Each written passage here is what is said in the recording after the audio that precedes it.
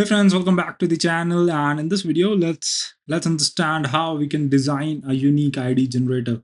Now, at first, you might have got an idea that we can use a simple and auto increment function in our databases with the primary key, so that we can increment it by one at a time, and then we can use it. But it does not work in a distributed environment. So here we have some kind of example, the kind of unique IDs that we want.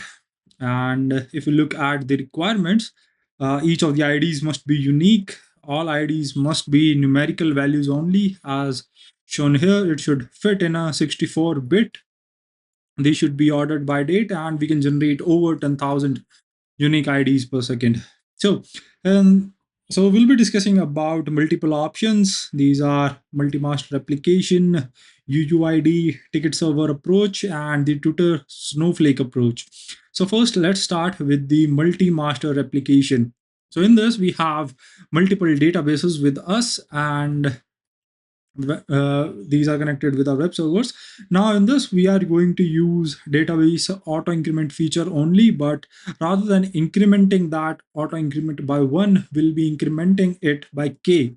And k here is the number of database servers. So for our example, we are incrementing for our first server, incrementing it by 2, so 1 3 5, and similarly here from 2 to 4 to 6. Now there are several drawbacks with this, which is it is hard to scale with multiple data centers.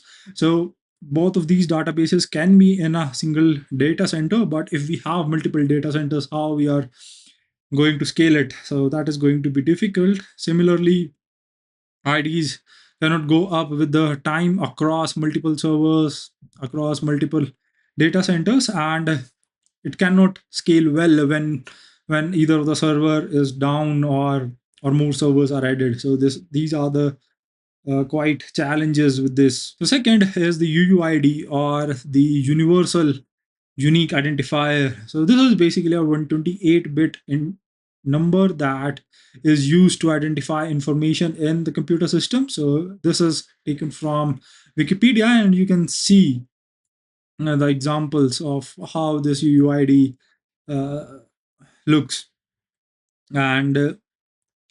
And these IDs can be generated independently. We need not to take care of the coordination between servers. So these are the pros of this method, and obviously it is quite easy to scale. And the cons of this method is it generates 128-bit, but according to our requirements, we need 64-bit IDs. And second is that these IDs don't go up with time. So we'll see that these IDs are non-numeric as well, and it does not go up with time. So for that, we have another approach, which is using a ticket server. So Flickr developed ticket servers to generate distributed primary keys. And here the main idea is we'll be using a centralized single database, which is the ticket server, to use the centralized auto increment feature of the databases. Now, the pros for this is we'll be getting the numeric IDs, and it is quite easy to implement, and it works well with the small or medium scale applications. Now, the con for this system is going to be the single point of failure. If this service goes down, we don't have the ID generator, and we won't have this auto increment for all the databases. Now, this problem can be solved by having multiple ticket servers, but there will be new challenges that are going to open up, like the data synchronization across all these ticket servers. Now, here we have a fair idea about the different kind of approaches that we can take to to generate unique IDs, but none of them fits to all of our requirements. So for that, we have another approach, which is the Twitter Snowflake approach, and it works on the divide and conquer technique. So basically, we'll be dividing our 64 bits into different sections. So here, if we look at, we have multiple sections, uh, which is the 1 bit, 41 bits for timestamp, 5 bits for data center ID, 5 bits for machine ID, and 12 bits for sequence number. Now, this 1 bit is actually reserved for the future purposes to distinguish between the signed and the unsigned numbers. The timestamp here we have it is in the milliseconds since the epoch.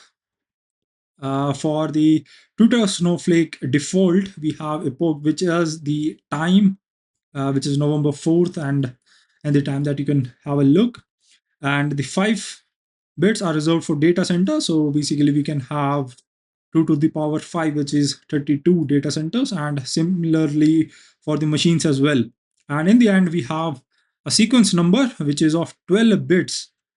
And basically, for every ID generated for this machine or process, this sequence number is incremented by 1. And and this number is reset to 0 for every millisecond. So basically, we'll be having 2 to power 12, which is 4096 combination.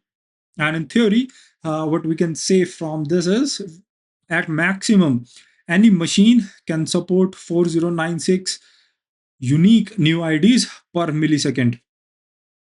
And talking about the timestamp, so this is going to be some number, and if we want to see the time for that, the process is going to be something like this.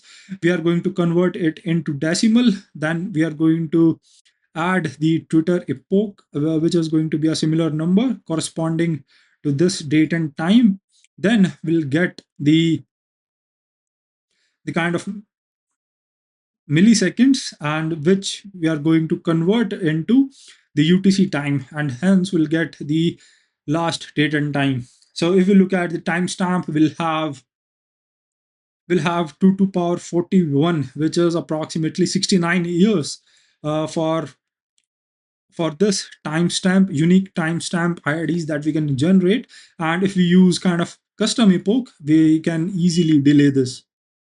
So this was a whole discussion about the unique ID generator, and the Twitter Snowflake approach is going to be our best bet, which is uh, which which fulfills all the requirements that we need. And yeah, so that's it for today's video. See you in the next one.